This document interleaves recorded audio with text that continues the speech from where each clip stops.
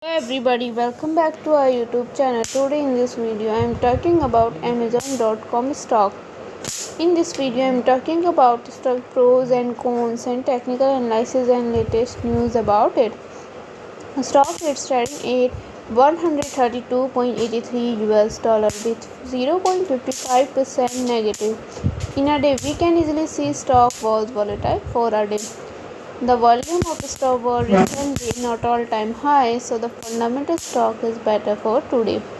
Before buying and selling the stock, please consult your financial advisor. Today's video is done. Thanks for watching. Please subscribe my YouTube channel and like the video and also comment all related queries.